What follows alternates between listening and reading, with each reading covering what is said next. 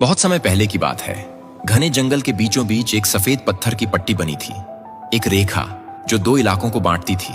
उस रेखा के दोनों ओर शांति थी, कभी लड़ाई नहीं, कोई टकराव नहीं, क्योंकि उस रेखा को जंगल के शेर वीर ने बनाया था और हर जानवर उसका सम्मान करता था। लेकिन फिर एक दिन सुबह सुबह चंचल बंदर दौड़ता हुआ आया, हांफता हुआ, वीर वीर। वो रेखा गायब हो गई है।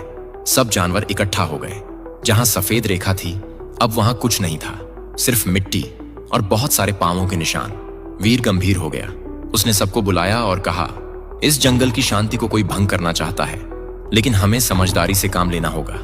नन्हू, जो सबसे छोटा और समझदार चूहा था, बोला, मुझे लगता है कोई जानबूझकर हमें आपस में लड़वाना चाहता है। सभी सहमत हुए, लेकिन उस रात चंचल गायब हो गया। सुबह होते ही गजेंद्र पर शक गया। उसी के पैर सबसे बड़े हैं और उन्हीं जैसे निशान रेखा के पास दिखे थे।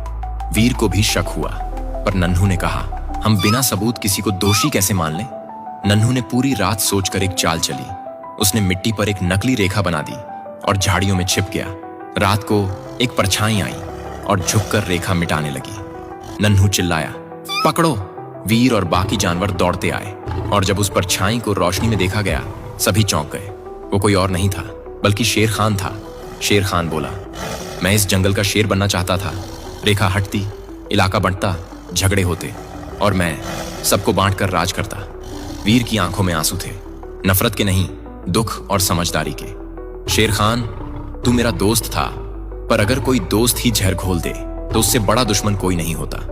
लेकिन वीर ने उसे सजा नहीं दी, बल्कि कहा, तू जिसे तोड़ना चाहता था वही रिश्ता आज तुझे माफ करता है। जा, पर लौट कर मत आना। शेर खान चला गया।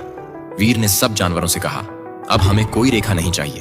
अब हम सब साथ रहेंगे, भरोसे से, न कि डर से। और उसी दिन जंगल की असली रेखा बनी, दिलों के बीच, जो कभी मिटाई नहीं जा सकती। कभी कभी जो रेखा मिटती है वो असल में हमारे अंदर की आवाज को जिंदा कर देती है।